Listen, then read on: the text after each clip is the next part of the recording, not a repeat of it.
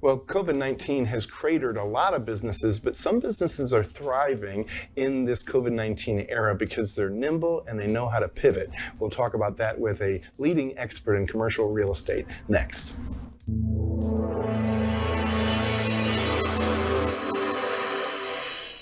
Many are predicting that the worst is yet to come, which is unfortunate, said one person here. Until now, they've enjoyed the reputation of being the nation's icebox. Watched a burglar in his home this morning by webcam. As a journalist of over 25 years, stories are what make my world turn. Reporting live from the Dallas newsroom tonight, Jeff Crilley, Fox 4 News. But in 2008, I took the jump from my familiar life and started a PR firm from my home. We're talking about anyone with a camcorder like the one I'm using becomes a television network. We started slowly growing the company, and we now have over 100 clients, and we've branched into the world of live digital broadcasting. I now own 8 different TV studios and have a huge team, and the stories that I now get to share are sometimes the most important of my life. Life has a funny way of coming around full circle. This is the Jeff Crilley Show. I can't think of a hotter real estate market than Dallas-Fort Worth, but most of the time when we're talking about real estate, we're talking about residential real estate, and what we should be talking about is commercial real estate. It doesn't get near enough attention. Joe Santaularia is with Bradford Commercial Real Estate Services. Thanks for coming on the show. Thanks for having me. This is an awesome opportunity. Very cool. Well, so what is the Dallas-Fort Worth scene like right now for commercial real estate?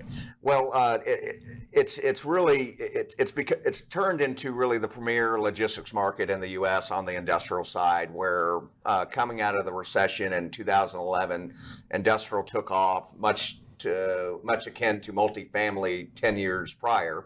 And the market has been bombarded by both hungry investors who are looking for product with high credit users, and then you have the West Coast and a little bit the Northeast effect, where they're getting taxed so heavily over there that it's really a haven here, where they're saving 10 or 15% on taxes on an annual basis. So they're selling their assets over here and 1031ing or redeploying their money into DFW or Houston or Austin assets. So that's where we've seen most of the shift in the last decade. And when we talk about commercial real estate, it really covers a wide range. I mean, some people think office buildings when they think commercial real estate, but talk about the different sectors. So there's 3 sectors that Bradford operates in, but I would call there's actually 4 sectors, where you have office, which is your traditional office building. You have retail, which is your mom and pop restaurant, your bar, your Jimmy John's, something like that. Then you have industrial, which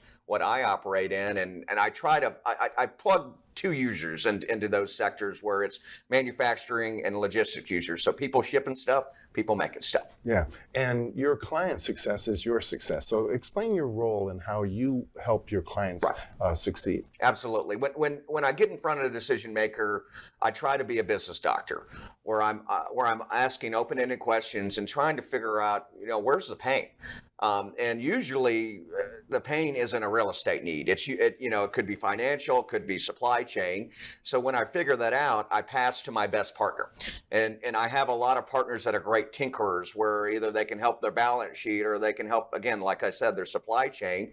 And when their pain becomes a real estate need, I get the ball passed back to me. So I've tried the business development angle lately, and just really trying to figure out, how can I help this decision maker business grow the quickest? And usually it's eliminating whatever pain point they have at the time. And you're working in their best interest, not yours. And I know that there are unscrupulous people in every industry that just want to sell something. Right. But if your client fails because of what they bought, that doesn't help you in the long term. It's all about reputation, and the best way to gain clients is through an old client, because that's the best reference you can ever get. So you help this client, and you figure out a way to align with them, make them a partner, and then you keep going, and you find other clients and other partners behind them. And you have been recognized by your industry. Let's go ahead and put up this award. Tell us about that event. So everything's changed a little bit with COVID, obviously, but Corfac has been around since the mid '80s, where it's a group of brokers across the world, but it really started in the U.S., where it's privately held companies who want to figure out a way to have a national presence, but local representation where they can still appeal to the mom and pops. So Bradford joined this organization in 2000. I've been the flag holder for Bradford or DFW since about 2015. We get together every twice a year. We were just in Chicago. We're going to be in Vegas in March, and we figure out ways to collaborate. Who are like clients, and best practices. That's huge. Like LA is doing this, so Chicago needs to be doing this, but Miami's doing this, so New York needs to be doing this. And it's all about making each other better, collaborating, and figuring out a way to win more business. And what award did you guys win? So I won an award for collaboration and innovation, where basically I try to be a connector, and I try to figure out what, and this is for people that are within my network, within my company, and partners. Who can I connect you with, and how can I help you grow your sales naturally? And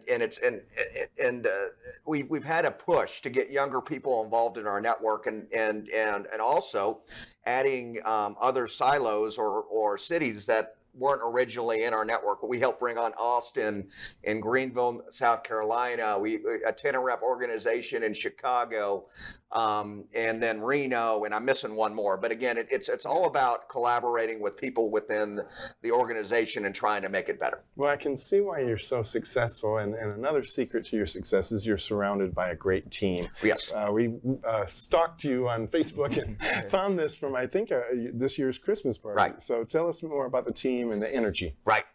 We have a wonderful team. It's comprised of 25 brokers, about 10 property managers, and then the rest are admin support, back office, a bunch of accountants, and so we're about 62 total. The brokerage is the heaviest on the landlord side office and landlord side industrial, and that side is all about collaboration because it's market detail, what's going on, and just working together to win large portfolios. So it's really important that we to collaborate together, day in and day out. Yeah, and the vibe seems right. Right. We love it. We love each other. We are very fortunate that our office is about 5 minutes a walk from the Katy Trail Ice House. So a lot of time, pre-COVID, we would meet there on a Thursday or a Friday afternoon after work. Very nice. Well, we're almost out of time. So give us some final thoughts on the real estate market here in DFW and 2022. We expect the industrial market to continue to go gangbusters. The office market, there's still a little bleeding to do, where I think you're going to see a very slow dip over the next 5 to 7 years. Retail's going to continue to recover, but it's just Dallas is one of the best positioned cities in the U.S., if not the world, to just see unprecedented growth, where rents on the industrial side are going to grow 7 to 10% year over year, and so you really need an advisor to help mitigate those costs. Outstanding. You've been a great guest, Joe. We're going to put up your website, which is bradford.com. Joe Santaularia. Thank you for coming on the show. Thank you so much. You bet. That's it for now. We'll see you next time.